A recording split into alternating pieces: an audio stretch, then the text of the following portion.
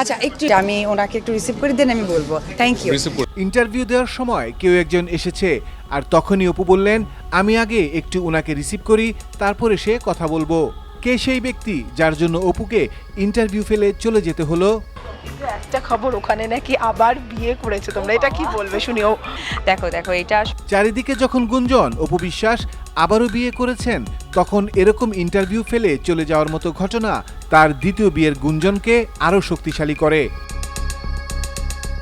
একটু ভালো করে লক্ষ্য করুন, আওয়ামী এমপি সাহেবের হাত কোথায়?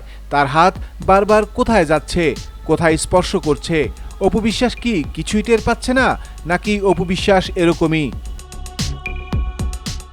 অপু বিশ্বাসের দ্বিতীয় বিয়ের সম্পর্কে জানতে চাইলে তিনি বলেন, একটা খবর ওখানে নাকি আবার বিয়ে করেছে, তোমরা এটা কি বলবে শুনিও।